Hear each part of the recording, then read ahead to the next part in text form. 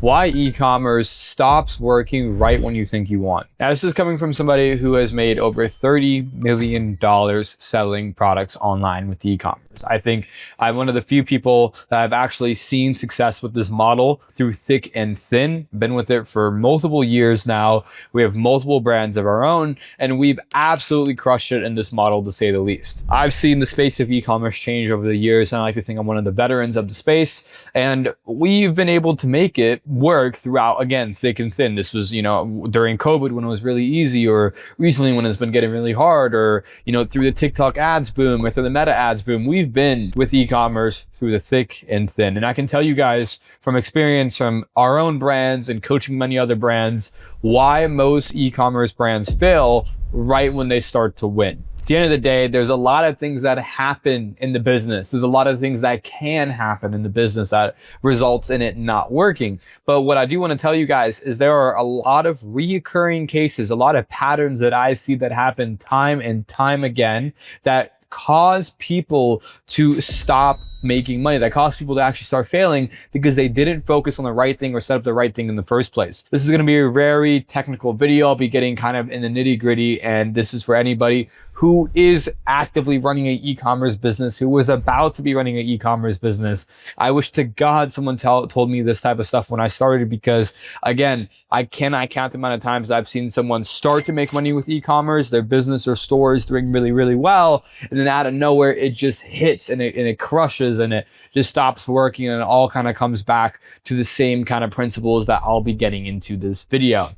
Now, before we start, guys, who am I and why am I qualified to talk about this? Like I said initially, guys, we have made over $30 million in e-commerce. I'll put my screenshots all over the screen so you can see. You can check all the results we have on our Instagram and all our other YouTube videos. I'm one of the few people that are actually legit in this model. I've been doing it for a very long time. We've done it in many different industries, from hair care to supplements to cosmetics to whatever you can think of. We've made millions in it with e-commerce. Been in it for multiple years. I have screenshots dating back to 2021 of me doing over 300K a month. I've been in this shit for a while. Not only that, we have a lot of reputation in the space. I've, spoken at many events. I have done many podcasts, and I've talked a lot about e-com and how it's changed over the years. So I like to think I'm a reputable person to have an opinion on what I see and what you guys can do in your own brand. Now, in this video, my goal for this video, to be transparent with you guys, is to tell you the worst possible case scenario, to give you guys the pessimistic lens of what I've seen happen with a lot of e-com brands, what we've gone through, and where I see most brands fail. Because here's a solid fact that might throw a lot of you guys off. The same products that we are scaling, that we're making millions a month from, other people have tried it. They've either failed it or they've got it to work for a little bit, then it stopped working. But we have been able to make it work month over month, year over year. And it really comes back to certain principles that other people don't understand. And it hurts them because right when they start to make money, right when it starts to work, it instantly stops. And this is why, right? The first thing is their ads die. This is the most common one. And this first part of the video could be a video of its own, but I wanted to give you guys as much information as possible. So I'll move through it quickly. Ads die. The common person, when they start with e-com, when they start making money with e-commerce, what do? They find a product, let's say it starts to make money.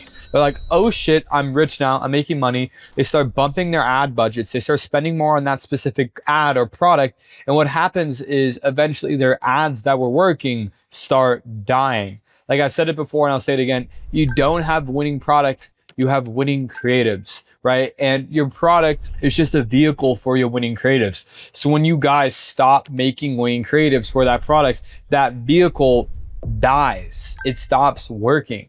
And here's the mindset change that I've seen between the people who've made 10 plus million in this game and the people who are barely able to crack a million, is when something starts to work, that is reassurance to put fuel to the fire and keep going. When we see a product work, when we see a SKU work, whatever it may be, we double the fuck down. Bro, we are launching as many creatives as we possibly can. We are getting creators on board. We are doing everything we can to double down. That doesn't mean we lift our foot off the gas and we think, all right, now it's working, now it can scale up and make some money. No, it's like, okay, now we are getting purchases. That means that there is a product market fit and we need to double down and make more creatives. Guys, your creative will die. That is just the harsh truth of this e-commerce game. If you guys are scaling a brand right now, if you're trying to work on scaling a brand, if you're trying to do your thing, I am telling you right now, your creatives will die. And the more you scale, the faster they will die. That's just how the game works. So how you guys beat that, how you combat that is you have a heavy creative emphasis. You understand that when something is working, it is going to quickly die, and I need to reinvest and put my time, money, and energy into getting as many creatives as I possibly can, making variations of the winning creative, coming up with new concepts. I see people making mistakes in all aspects of this thing because, for example, there are the group of people who don't make any new creatives. When something is working, they just scale it and then eventually dies. They don't make any money. Then I see some people that have a little bit more brain cells, they're a little bit smarter, and they make variations of the winning creative, but they're not testing new concepts. So eventually the variations will die too, and there's only so much you can milk out of that one concept.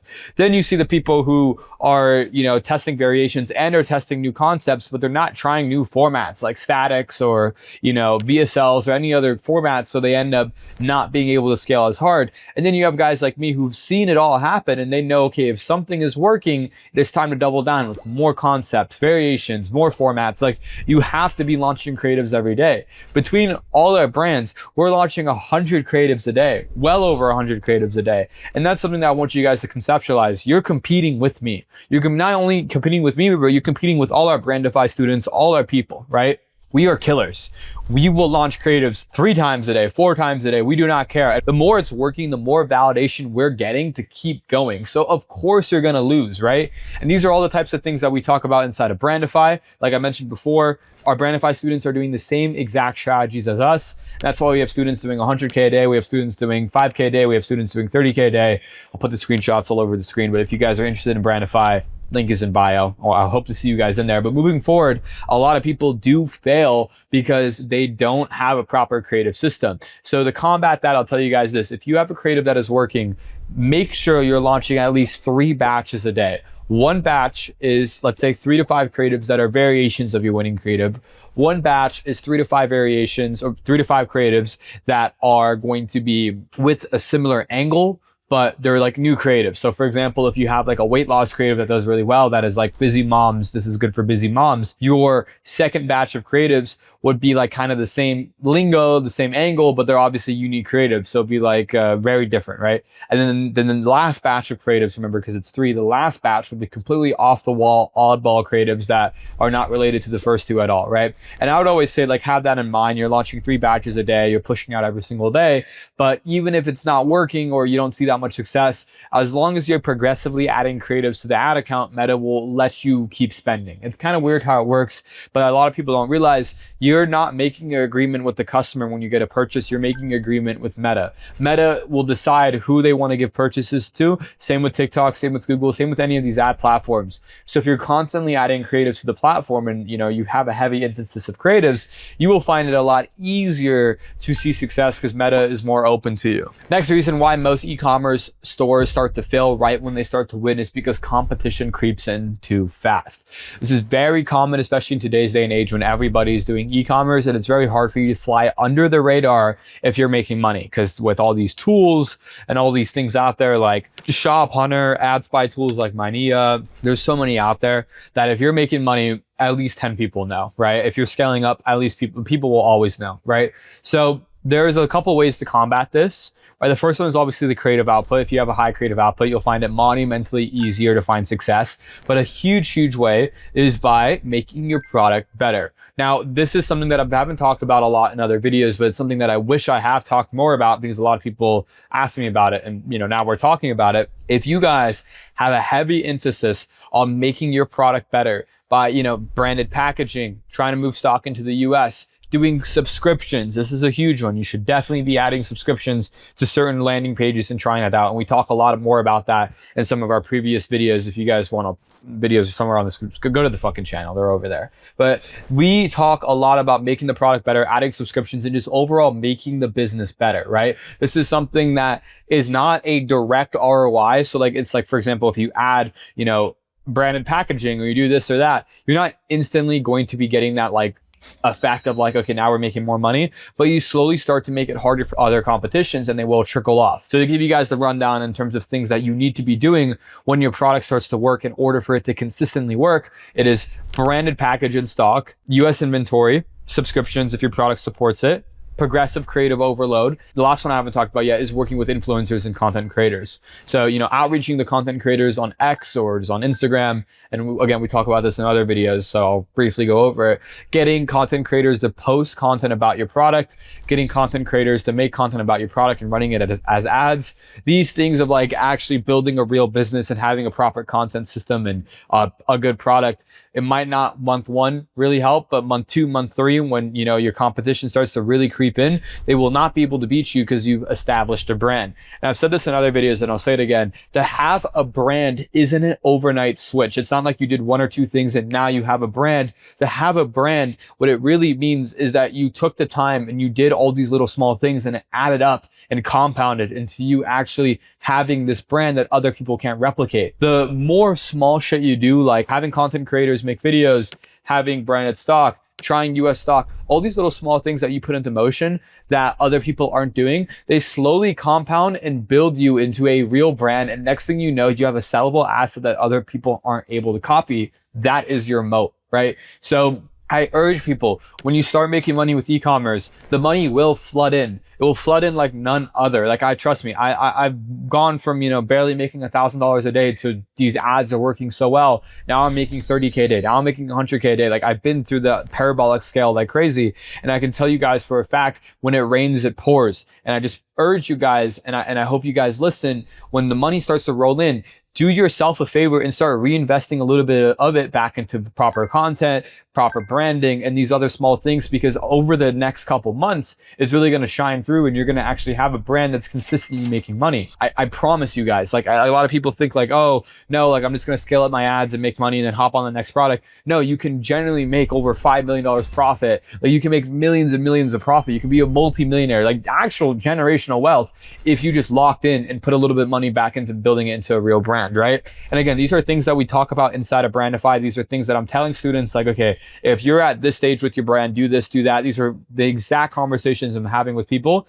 inside of Brandify. So if you guys are interested in that, again, link is in bio. Next and last thing I'm going to talk about is most people start losing because they don't have a team. You need a team, right? Especially if you start making money with e-com, one of the first things you want to put your money back into, besides all the things I just mentioned, is team members. And it's not hard, right? Everybody knows you need customer service reps. Everybody knows you need, Filipinos responding to emails. Like that's very basic. If you don't know that, watch other videos, we talk about it. But there's certain marketing team members that you guys need to hire off the bat that will ensure you're able to keep scaling and you won't die down. The first one, there's only two of them. The first one is very good editors. You need good editors and they're not hard to find. You go to Upwork, you post on X, wherever you go, editors are all over the place, right? All over the place. So good editors that are constantly making content for you is a very big one. The second one is creative strategists. I always think people fuck up this hire because they don't understand how this hire actually works, right? If you have a good creative strategist, if you have multiple good creative strategists, you will always make money. No matter what is happening, you will always make money. You will always be on top of it. This hire is single-handedly one of the most important hires in e-commerce, right? And it's not a hard hire to make. At the end of the day, you guys need to outline a couple things. The first one when it comes to a creative strategist is you most definitely want somebody who has direct response experience, not D2C. This is a big one. So a lot of people will hire creative strategists with D2C experience. That means direct to consumer. So they might have worked at like Rise or these other big businesses before. These aren't the best guys to hire because a lot of the time, these guys are not experienced with trying to get you like a low CPA and a high ROAS because, with these big brands they work with, it doesn't really matter because they're making money anyway. And with direct response guys, they're more intertwined with like the funnels and the advertorials and like the VSLs, all the nitty gritty stuff that actually gets you a better CPA. These DR guys know. So I always say, if you're going for a creative strategist, get like a X, direct response marketer or a current direct response marketer, get them on a high performance basis. So you have to pay a retainer, but if you can make a majority of their salary come from a performance basis, that will only benefit your business, right? And I highly recommend you guys look into that. But going back to the main point there, you guys need a team to some extent. You need to have direct response creative strategists, you need to have good editors. I'm not going to talk too much about the CS side of things, but if you have the marketing down, it will be a lot easier to fit that output, because it's like the more you scale, the more you have to put to the fire and increase the output. If you guys are getting good ad results, that's like more reinforcement for you to be making more ads. Like, for example, if we have an ad that works, of course I'm very happy. I'm like, oh my God, we're making more money. But a part of me is like, oh fuck, okay, now I have to go and hire like 2 more creative strategists and more editors so we can make more of this type of ad. It's kind of like, I know I need to put more work into it. And that mentality is why we've been able to scale so hard. Overall, a lot of people will never see, you know, $30 million plus in e-commerce, $1 million plus months, because they don't have that long-term mentality. You actively have to be doing things on a day-to-day that are not benefiting you in the short term in order for you to consistently scale into the long term. You have to have that delayed gratification mindset, and you have to be able to see the money come in and willing to put money back in, even if it's just a little bit, willing to put money back in order to prolong your scale. That's just the reality of the matter. That's just the fact of the matter.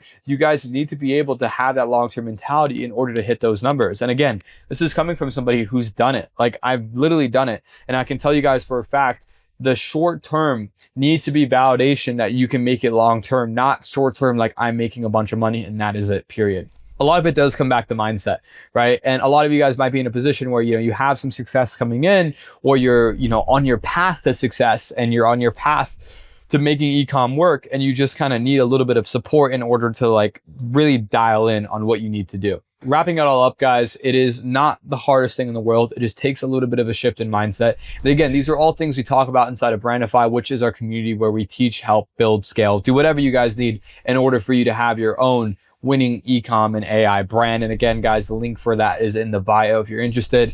But if you guys like these type of videos, let me know. Again, I'm open to making any type of videos you guys want. I'm just here to help you. So yeah, if you guys like this, let me know in the comments below, and I hope to see you guys in the next one. Peace out.